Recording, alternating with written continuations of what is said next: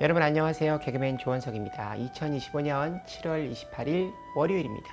오늘은 지난 2020년 3월 2일 월요일에 제가 썼던 일기를 여러분께 읽어드리도록 하겠습니다. 2020년 3월 2일 월요일, 어제는 3월 1일, 3월의 첫 번째 주일, 우리 교회의 창립 기념일이었다. 12시 3부 예배를 인터넷을 통해 유튜브 화면을 보며 드렸다. 울며 겨자 먹기라는 것이 이런 것인가 하는 생각이 들었다. 예배 실황을 중계하던 중 서로 인사를 나누는 시간, 교회 안을 비추어 주었는데 비어있는 빈자리를 보는데 너무 우울했다. 늘 2부 예배 때면 내가 앉던 자리가 화면에 나올 때에는 더 마음이 아팠다. 다음 주부터는 1부 예배만 드리고 나머지 2부, 3부 예배는 유튜브를 통해 일부 예배 실황을 다시 보여주신다고 한다. 하루빨리 코로나로부터 우리가 자유로워질 수 있도록 하나님께서 회복의 역사를 주시길 바란다. 어제 1일 조곤의 목사님께서 주신 말씀은 어떻게 하여야 잔잔해지겠는가? 요나서 1장 11절부터 16절까지의 말씀이었다.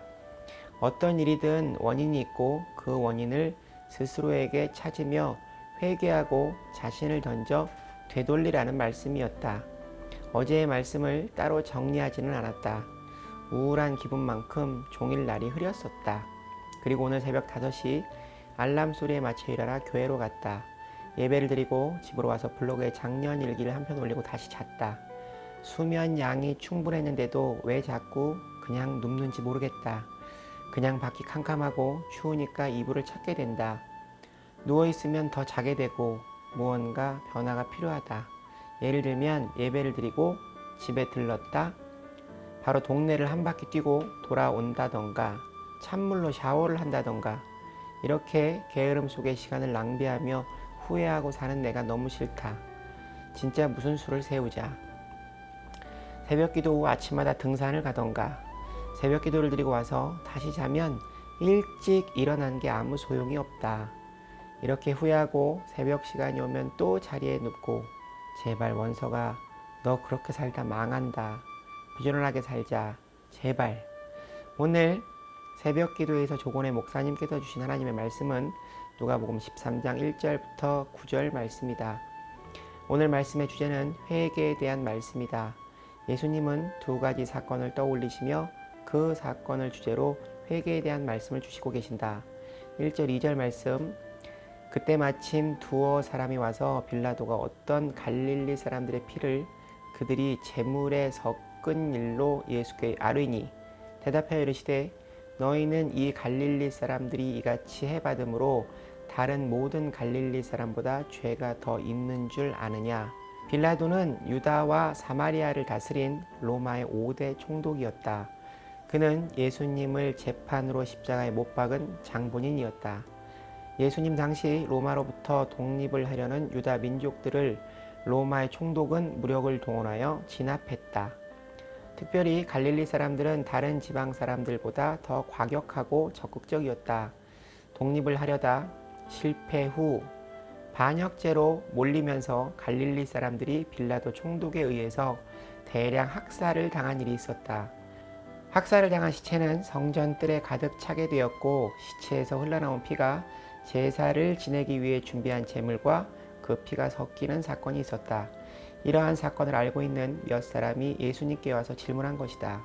유대인들은 갈릴리 사람들이 그렇게 학살된 것은 마치 그들의 죄 때문이라고 생각했다. 이에 예수님께서 하신 말씀이 2절의 말씀이다. 다른 사람들보다 죄가 더 많아 학살된 것이 아니다. 다시 말하면 그들의 죄값을 치른 것이 아니라는 말이다. 그리고 예수님께서 말씀하신다. 3절 말씀, 너희에게 이르노니 아니라 너희도 만일 회개하지 아니하면 다 이와 같이 망하리라. 갈릴리 사람들이 죄를 많이 지었기 때문에 그런 어려움을 당한 것이 아니라 오히려 하나님께서 살아남은 자를 깨닫게 하려고 이 사건을 통해서 말씀하신다고 말씀하신다. 그러므로 이 사건을 경고 삼아 잘못한 일이 있으면 회개해야 한다는 말씀이다.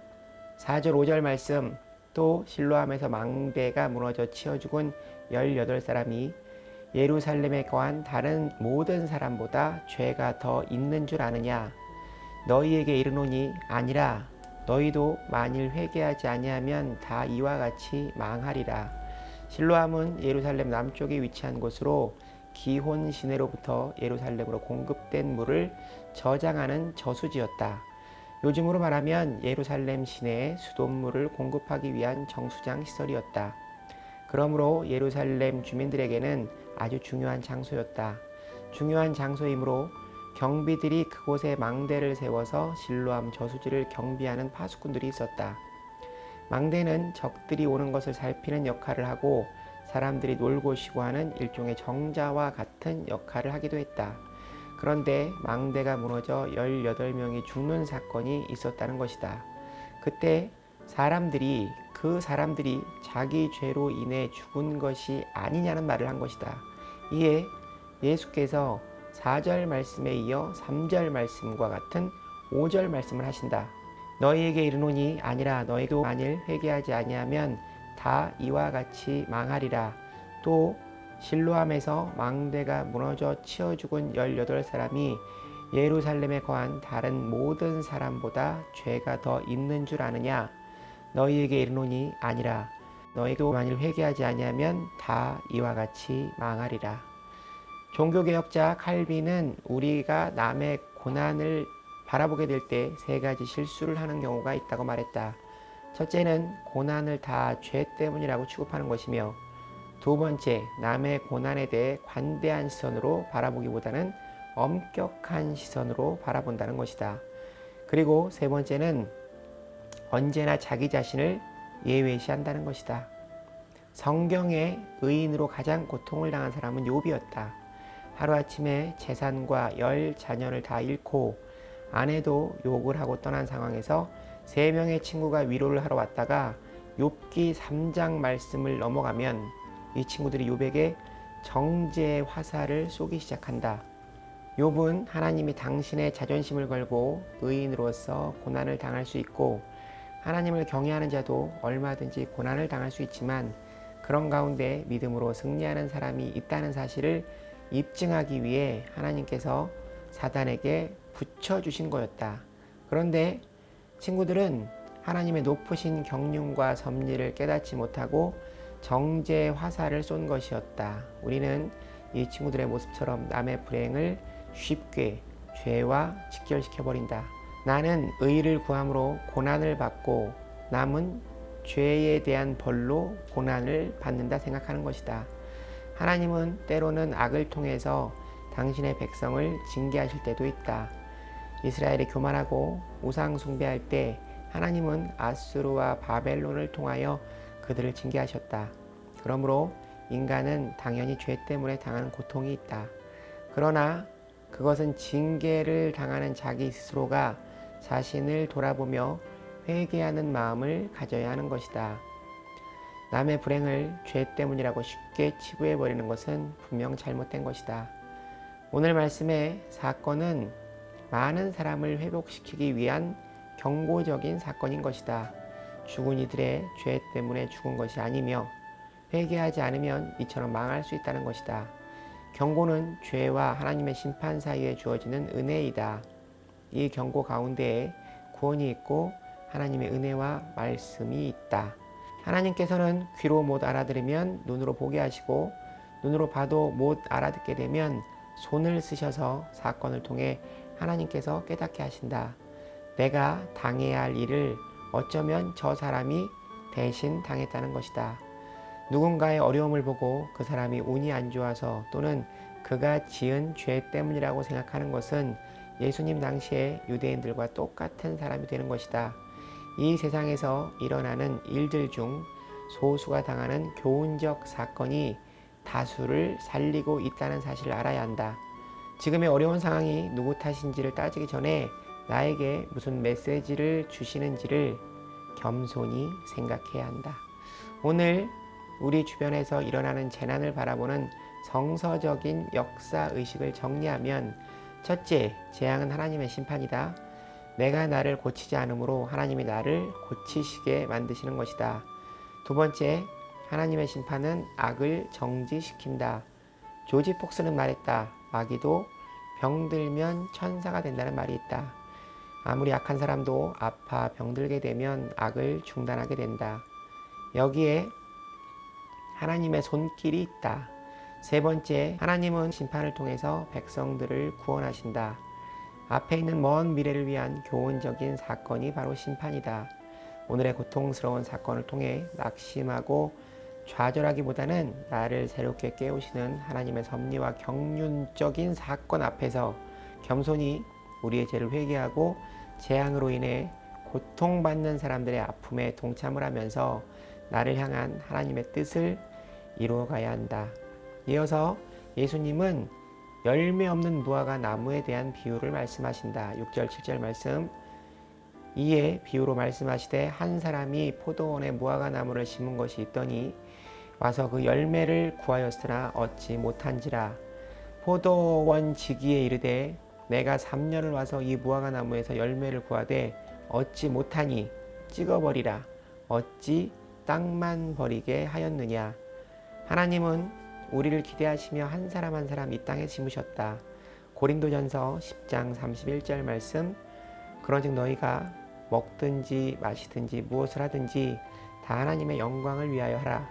하나님께서는 우리에게 구체적인 세 가지 열매를 맺기를 원하신다.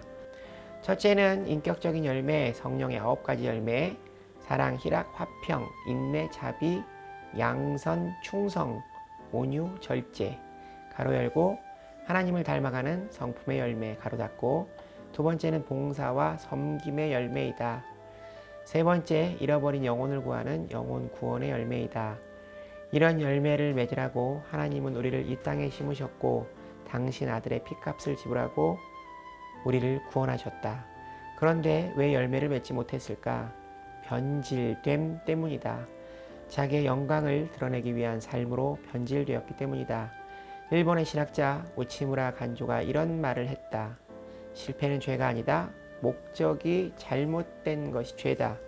그리고 열매 맺지 못하는 또 다른 이유는 달란트 비유에서 한 달란트 받은 자가 땅 속에 묻어둔 것처럼 게으름 때문이다. 두려움과 소심함도 있지만 주인의 기대를 저버리고 땅 속에 은사를 묻어둔 것이다. 그 게으름은 악으로 통한다. 그래서 주인이 악하고 게으른 종아 라고 말하는 것이다. 하나님이 심어주셨음에도 땅만 차지하고 낭비하고 허비하는 인생이 되지는 않았는지 생각해 봐야 한다. 8절 9절 말씀. 대답하여 이르되 주인이여 금년에도 그대로 두소서. 내가 두루 파고 거름을 줄이니 이후에 만일 열매가 열면 좋거니와 그렇지 않으면 찍어버리소서 하였다 하시니라. 포도원 지기가 중보자의 마음으로 1년만 더 기다려달라고 말씀하고 계신다. 매년 한 해 한 해 하나님께서 인내하시며 우리를 기대하시고 계신다.